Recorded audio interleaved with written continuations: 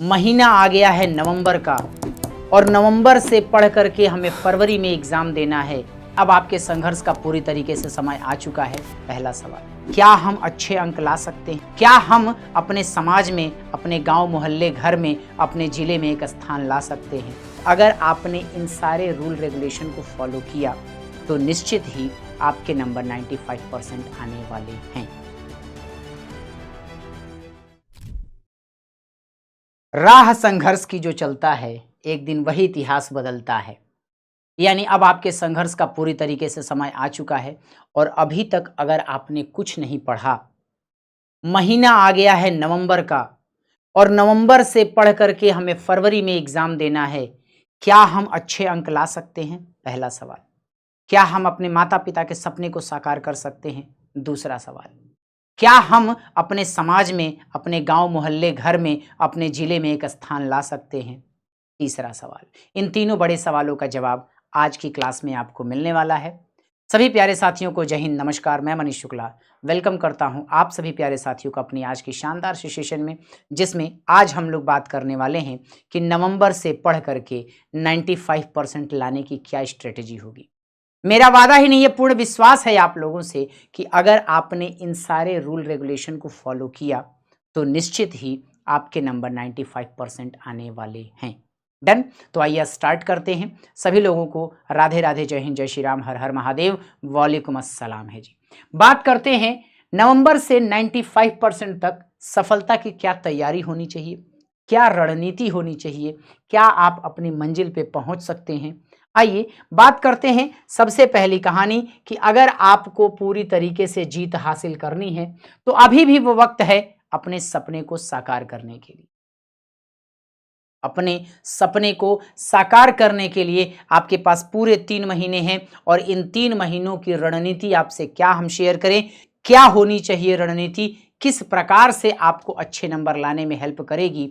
आइए देखते हैं बैक टू बैक। आप भी विनर हो सकते हैं मेरे दोस्त, इसमें डरने की बात नहीं है। सबसे पहली बात कि कुछ बच्चों का अभी भी ये मेंटालिटी है कि वो ये सोच के चल रहे हैं कि बस अच्छे नंबर से पास हो जाए।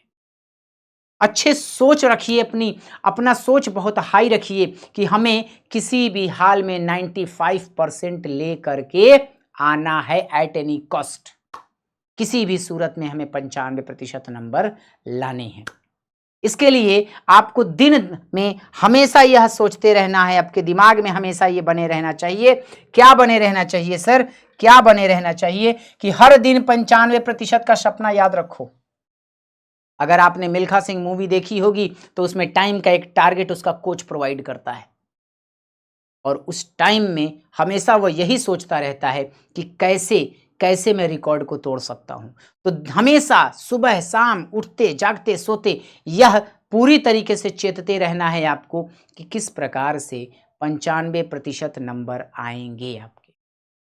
हड़बड़ाना नहीं है, ज्यादा चिंता नहीं करना है, चिंतन पर फोकस करना है। जो पढ़ना है उसको बार बार रिवाइज करना है। बढ़ते हैं आगे। डेली का आपका छोटा छोटा टारगेट होना चाहिए। टारगेट का सेंस, आज हमने इतना तैयार करना है, फिजिक्स का इतना तैयार करना है, एसएसटी में इतना तैयार करना है, मैथ्स में इतने सवाल बनाने हैं। डेली छोटा छोटा टारगेट बनाते रहो और उस टारगेट को अचीव करने में, उस टारगेट को पूरा करने में अपना पूरा दिन लगा दो।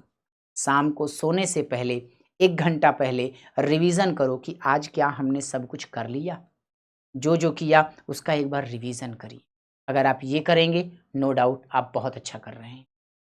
मोबाइल और समय, बहुत सारे बच्चे अभी भी इंस्टाग्राम खोल लेते हैं, इंस्टाग्राम में रील चलाते रहते हैं।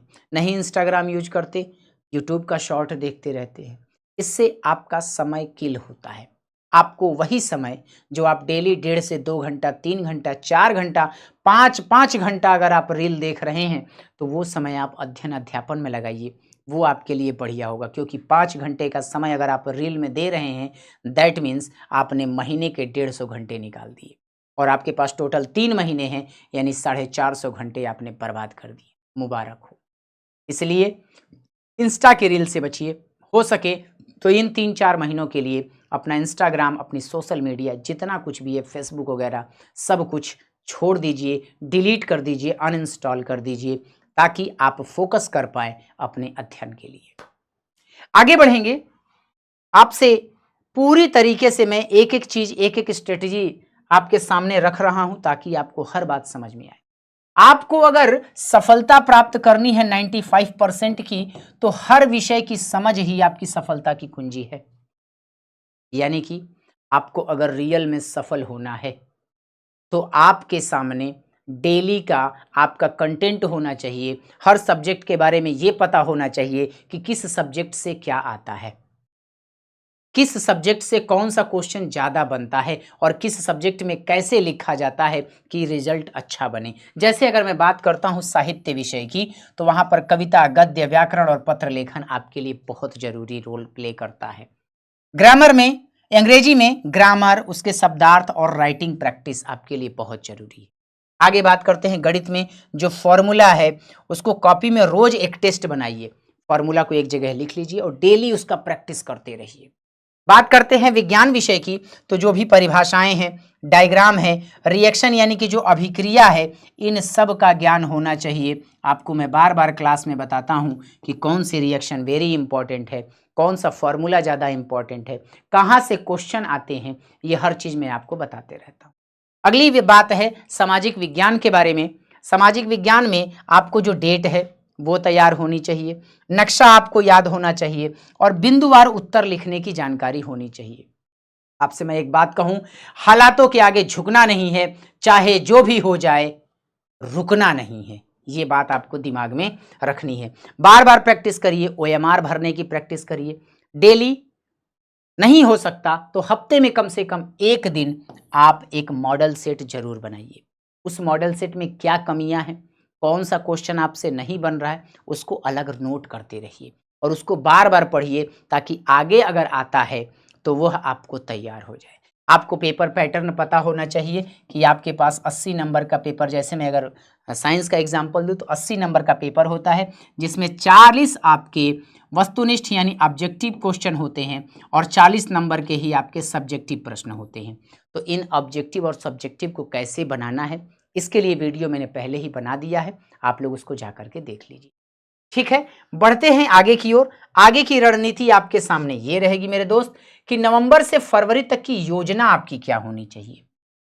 योजना क्या होनी चाहिए, तो देखिए यहां पर लिखा है नवंबर और दिसंबर का जो महीना है, इसमें आप प्रयास करो कि पूरा सिलेबस एक बार पढ़ डालो, तैयार कर डालो।